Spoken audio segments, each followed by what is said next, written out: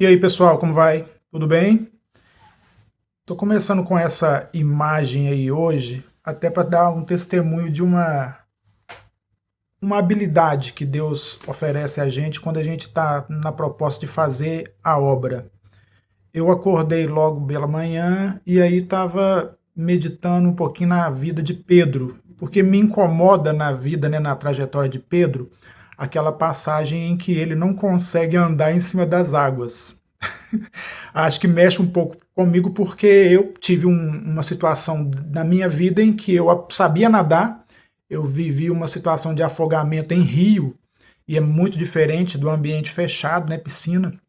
Então dali para frente ficou aquela sequela.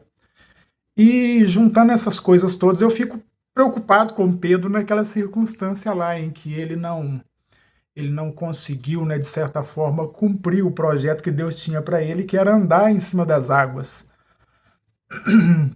E aí, quando eu estava tentando lembrar de uma determinada situação que eu tinha vivenciado em que seria uma boa conexão, eu não lembrava dessa situação. E aí, Deus, logo pela manhã, quando eu acessei aqui o computador, abri o computador, apareceu essa cena. Essa cena é uma cena randomizada, né? Ela não fica constante, ela muda. E aí, eu tirei até a foto e estou agora fazendo a filmagem da própria foto. Porque a imagem que eu precisava lembrar era justamente essa. Por quê? Porque uns tempos atrás, umas semanas atrás, eu estava caminhando lá nas margens do lago e aí fiquei observando os patos. E teve um pato que ele me chamou muita atenção pela questão das habilidades, que eu sempre estou andando por ali, e aí Provérbios fala para a gente poder observar os animais também, né, os bichos em geral. Eu fico tentando ver alguma sabedoria naquilo ali.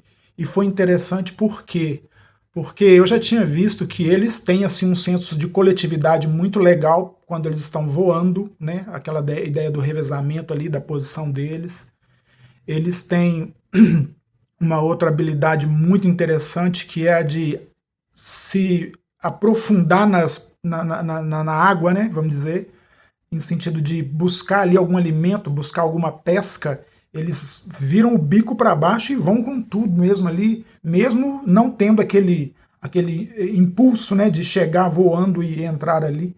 Então, uma habilidade de mergulho que é impressionante, e eles demoram um pouco para poder voltar. Eles têm uma resistência interessante lá debaixo da água.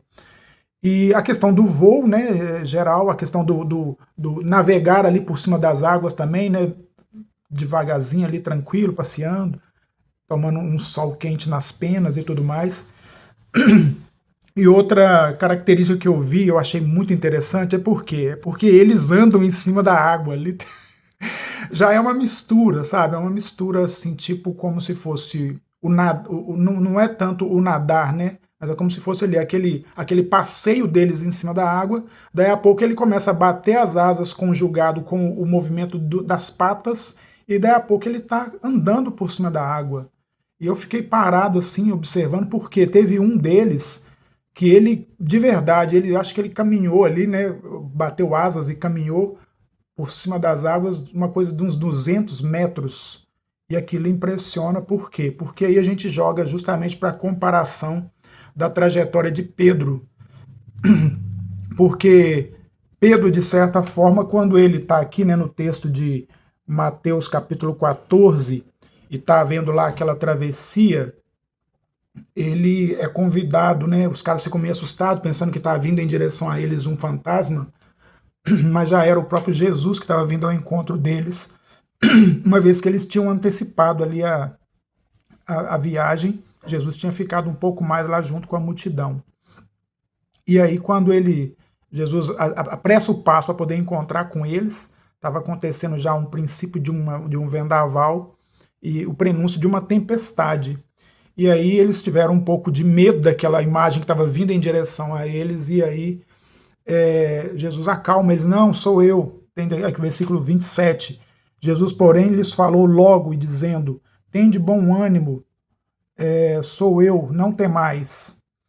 E logo para frente, né, Pedro faz um desafio.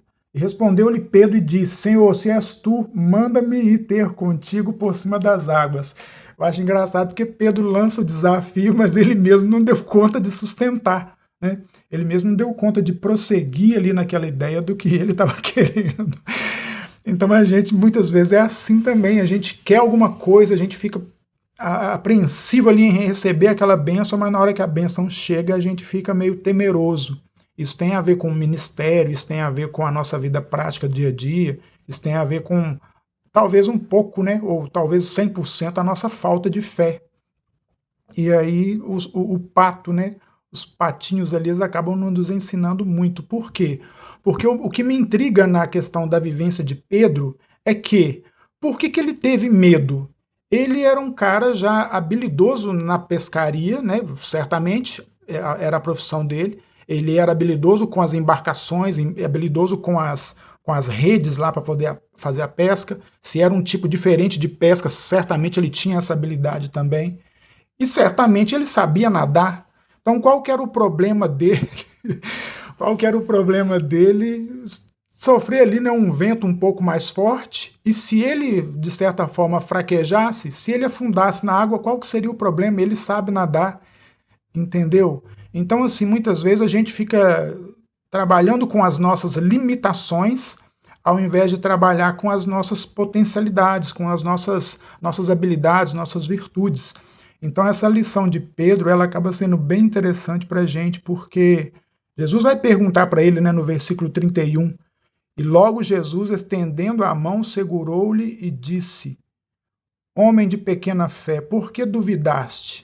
E era justamente aquele cara, né, que era tido como sendo um que puxa a caminhada, né, um cara que vai adiante, um cara que assume logo para frente lá no Getsemane, vai até meter os pés pelas mãos na questão lá do envolvimento violento lá contra o soldado. Então, assim, é uma lição grande para a gente, essa ideia de como a gente assimilar, né, as habilidades dos bichinhos, né, na criação que Deus deixou aí para a gente proteger e cuidar, e de como nós mesmos precisamos aprender com esses animais, com esses bichos e tudo mais. E mais ainda aprender com a palavra. Se Deus já nos habilita na palavra, se Ele já nos encoraja, se Ele já nos coloca em situação de podermos falar da palavra, testemunhar do que Ele nos ensina, a gente tem que começar a fazer uso disso. Então é um encorajamento para você que está aí, de certa forma, já conhece a palavra, você já entende bastante do que a Bíblia ensina, mas você não traz os benefícios, as potencialidades da palavra, da Bíblia, da palavra de Deus para a sua vida. Então você vê que você ainda está no nível elementar da coisa, porque quando você já tem as virtudes, os resultados, as aplicações disso aí para a sua vida, você consegue trazer com mais propriedade para um testemunho, para um depoimento, e assim abençoar a vida das outras pessoas. Eu, por exemplo, eu tenho que aprender com Pedro, porque eu desaprendi a nadar, né, um receio, um pânico, um medo de nadar. Então água para mim hoje é na garrafa, tá aqui, ou é no chuveiro, ou numa piscina onde eu vou dar ali certa margem para poder não me afundar. Eu sou alto, né, acaba tendo vantagem.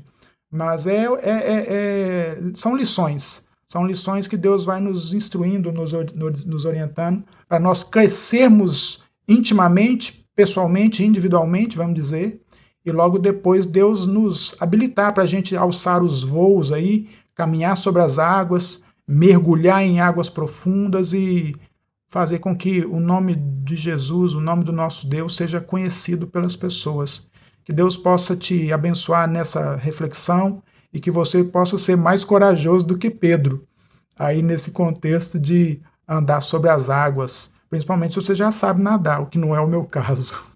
Um abraço, fiquem com Deus.